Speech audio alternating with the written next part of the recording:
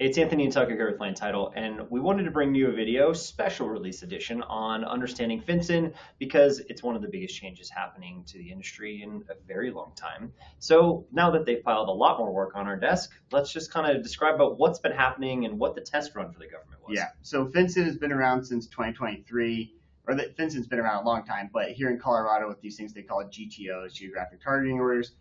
For 14 counties in Colorado, they were collecting information when there was a cash purchase in the name of an entity. That's a trust, an LLC, a corporation. But funny enough, a trust wasn't included the first go around, but we have some changes coming. Okay, really what happened before is residential real estate of pretty much any type, right? 1 to 4 units included. If they were being purchased in an LLC, a partnership, corporation, over $300,000, and they were cash, right? So you had to kind of check all these boxes. And if that was the case, there was a good chance that, it might have been something that FinCEN cared about. So the Financial Crimes Enforcement Network.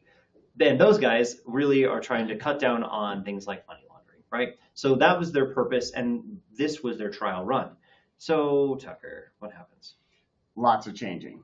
So they went from saying, hey, just these 14 counties in these very unique situations to everywhere in Colorado, all counties, and they're expanding how much data is being collected and how many more transactions would qualify for it.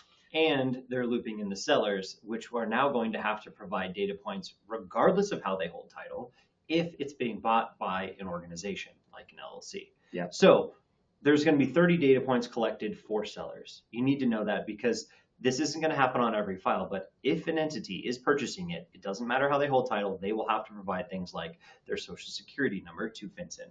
Bank accounts, ownership splits. I mean, we're going to get into that in just a moment. There's a lot. There's a lot. The buyers, oh my gosh, it's 111 data points and it's a robust order. So this may change the way people purchase real estate, right? Yes. So let's talk about what will qualify. So as of March 1st, this is new deals closing on or after March 1st. So even if you're already under contract. Right, so stuff going under contract right now. Yes. Mm-hmm. That's why we need to get this out, and that's why we're trying to get this to you. So what it is now is it's any residential property that includes 1 to 4 multifamily that is being purchased by an entity, which includes a trust now. So that's your LLCs, your partnerships, your corporations, and your trust. So if a trust is purchasing now, they may have to report. So the key thing is to think about it this way. What is triggering FinCEN? That's the key word. Is what's triggering this is the buyer. The buyer is a entity, and they're using cash or hard money. Traditional financing. Or even some financing. It's not all financing, but it is definitely some financing that doesn't go through the anti-money laundering protocols. Which is traditional. That's your banks, that's your mortgage lender. Now your hard money through a friend of the family or someone who just does hard money or an investor, they don't have the same requirements for the anti-money laundering aspects. So that would trigger FinCEN. And when FinCEN is triggered, we have to get all this data collected before closing. We can't get it post-closing. We can't close without it. I don't think Tucker said that loud enough. We cannot close if this data is not provided. So that comes down to who's holding up closing. Is this something that we really need to discuss ahead of time, which we clearly do? Now, there are some exceptions. So let's talk a little bit about that. If you're purchasing it individually, right? Clearly in your name, no natural problem. Born person, Tucker, Anthony, we're natural born people. That would not trigger FinCEN. If Tucker happens to be a commercial property owner or a commercial property purchaser, that also would fall exempt. So no commercial properties, property with institutional loans that go through, well, just any institutional loans, right? And then also death, divorce, court orders, bankruptcies, those things are exempt because that gets really hairy really fast. So clearly they were like, you got enough on your plate and you're probably not trying to steal a bunch of money. Perfect, great. So, and then also transfer into a trust or real estate planning. So this is something really, if you're going to buy as an individual and then go through that process, that might be a different way, right? This is more like financial planning stuff. So there are definitely some scenarios where you can get out of dealing with this, but just keep in mind, if it isn't an entity and it's purchasing, you're most likely getting into the FinCEN stuff. Yeah. What about the other lending scenarios? Oh, we already talked about this. Other lending scenarios, right? Hard money, private financing, seller or owner carry. those would trigger FinCEN, right? That's something new, right? This is very new that owners. That part's new. Yeah.